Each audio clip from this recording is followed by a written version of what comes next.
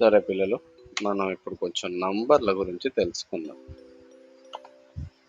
సరేనా? మన పైథాన్లో ఉన్నవి 3 రకాలు into float complex. Okay, into float complex. x is equal to 1, ఇది int. y is equal to 1.1, ఇది ఫ్లోట్ కాంప్లెక్స్. ఇదే బీభత్సం. z is equal to ఏం రాద్దాం, 2j. j is imaginary number in an imaginary plane. అవసరం మనకి కదా. ఇది int, ఇది ఫ్లోట్, ఇది కాంప్లెక్స్ నెంబర్. దీనికోసమే నేను ఒకటి రాసి పెట్టుకున్నా. ఏం రాసి పెట్టుకున్నా అంటే, అంతా మిథ్య తలంచి చూచినను. సేవ్ చేయి.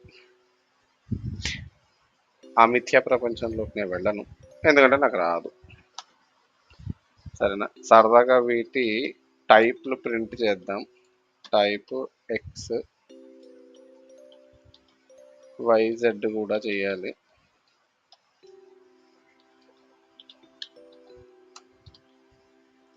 ఇంటర్ ఫ్లోట్ కాంప్లెక్స్ వచ్చింది కదా. దీంట్లో ఇంకొన్ని విషయాలు చేయొచ్చు మనం టైప్ ప్రింట్ చేసిన తర్వాత. వై మీదే మన కన్నంతా రన్ చేయి. 0.02 వచ్చిందా?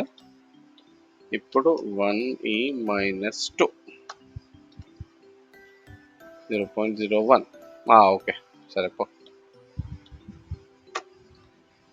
ఓకే, 2 × 10⁻². అదే నేను 7e-2 రాశానంటే 7 × 10⁻², అంటే 0.07. దీన్ని ఎక్స్పోనెంట్ మాంటిసా నోటేషన్ అని అంటారు.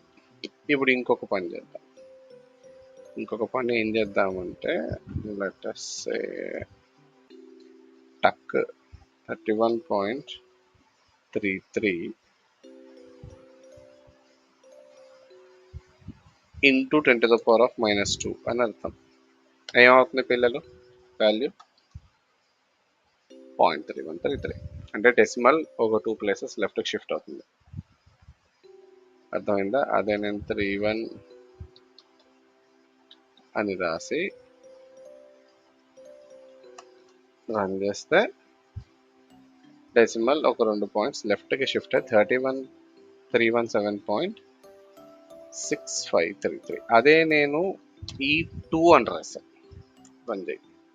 డెసిమల్ 2 పాయింట్స్ రైట్కి షిఫ్ట్ అయింది, అంటే 31765.33 ఇంటూ 10⁻², అంటే ఇంటూ 100తో మల్టిప్లై చేస్తే డెసిమల్ 2 పాయింట్స్ రైట్కి షిఫ్ట్ అవుతుంది. అదే నేను 4 అంటే డెసిమల్ 4 పాయింట్స్ రైట్కి షిఫ్ట్ అయ్యి 0s యాడ్ అయ్యాయి చివర. 3176533 పక్కన ఇంకో 2 zeros వచ్చాయి. ఇది ఎక్స్పోనెంట్ మాంటిసా నోటేషన్. ఓకే, ఇప్పుడు ప్రత్యేకంగా z మీద పడదాం మనం. 2 అనేది ఇమాజినరీ నెంబర్ చెప్పేసింది, 2j. అంతకన్నా మనకు తెలీదు.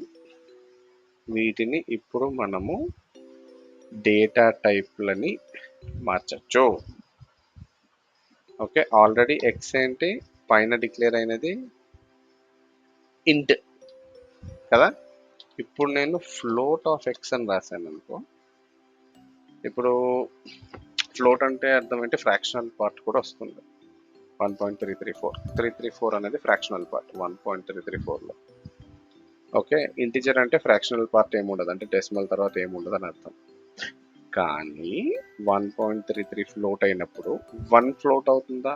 అవుతుంది. 1 అంటే 1.0, ఫ్రాక్షనల్ పార్ట్ ఏం లేదు కాబట్టి 0. ఓకే, సో ఇక్కడ ఫ్లోట్ ఆఫ్ ఎక్స్ అని రాసామంటే ప్రింట్ చేసినప్పుడు 1.0గా ప్రింట్ అవుతుంది.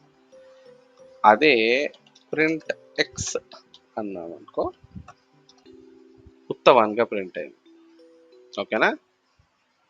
సరే, ఇలా కాకుండా ఇంటికి కూడా కన్వర్ట్ చేయొచ్చు కదా. ఈ బీభత్సాన్ని కొంచెం మారుతాం మనం, మరి ఇంత బీభత్సం. ఇప్పుడు ఇది కంపైలేషన్ ఎర్రర్ కదా, 2 డాట్స్ ఉండకూడదు అసహ్యంగా. ఓకే, ఈ కూడా తీసేసా, రన్ చేశాక ఇప్పుడు మనకి ఎక్స్ తోటి సంబంధం లేదు, వై తోటే సంబంధం. ఓకే, వైని ప్రింట్ చేస్తే 3176y. దీన్ని ఇంటికి మార్చచ్చు పిల్లలు. ఓకే, ఇంటికి మారిస్తే ఏమవుతుంది, ఫ్రాక్షనల్ పార్ట్ ఎగిరిపోయింది. ఓకే, ఇక్కడ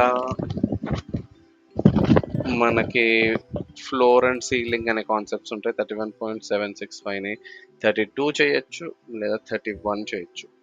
ఓకే, అది సహజంగా 0.5, 31.5 కన్నా ఎక్కువ ఉంటే 32 చేస్తూ ఉంటారు, రౌండ్ ఆఫ్ చేసేస్తూ ఉంటాం మనం. ఇది కిరాణా కొట్లలో లేకపోతే హోటల్ బిల్లో వాడు అలా చేసేస్తాడు, ఎందుకంటే డబ్బులు దుబ్బేస్తారు అనమాట.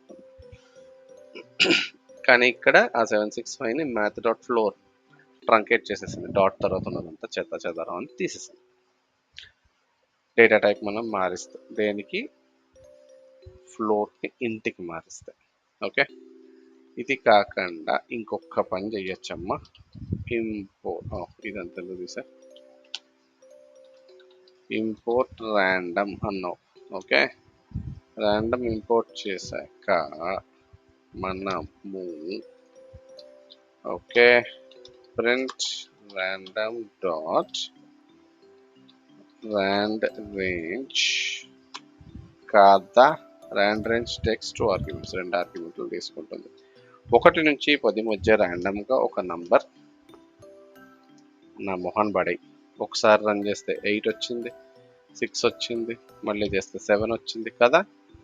అదే ఇప్పుడు నేను 1 నుంచి 1000 మధ్య ఇమ్మంటున్నా, ఏదో ఒకటి ఇస్తూ ఉంటుంది ర్యాండమ్గా కదా. ఇచ్చింది మళ్ళీ ఇస్తుందా, ఇవ్వచ్చు.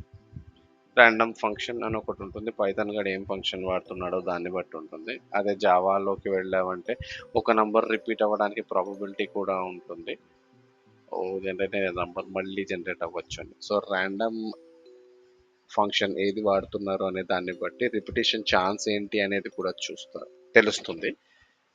నువ్వేదో దిక్కుమాలిన అల్గోరిథంలో ఈ ర్యాండమ్ ఫంక్షన్ వాడి రిపీటబిలిటీ ఎక్కువగా ఉన్న ఫంక్షన్ వాడి సైఫర్ డీసైఫర్ లాంటివి చేస్తున్నావు అంటే నీ అల్గోరిథం క్రాక్ చేసే పాసిబిలిటీ ఎక్కువ ఉంటుంది. ఎవడో credit card numbers, lottery ticket numbers guess చేయగలిగాడు, దీంతో ఏదో ఉంది అలాగా. ఓకే, సరే, ఇది కాకుండా ఇంకేం చేయొచ్చు మనము, ప్రస్తుతానికి చాలు మనం తెలుసుకున్నాం.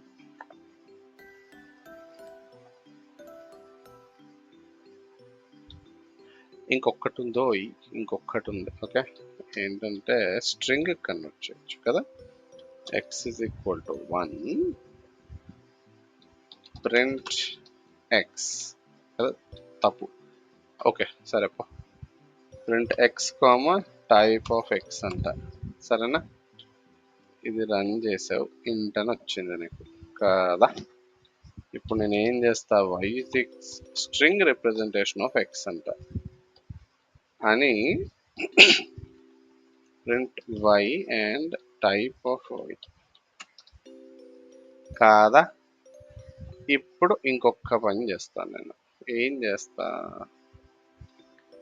ఏ 1a కంపైలేషన్ ఎర్రర్ కాదా. కానీ ఇప్పుడు నేను చేసేది ఏంటంటే ఎక్స్లో 1 అనే స్ట్రింగ్ పెట్టి y ఈజ్ ఈక్వల్ టు ఇంట్ ఆఫ్ ఎక్స్ అన్నా అని print y type of y. అర్థమైందా. ఇప్పుడు ఏమైంది, 1 అనే నంబర్ని ఇంటిజర్కి కన్వర్ట్ చేసేసి రాసేసింది శుభ్రంగా.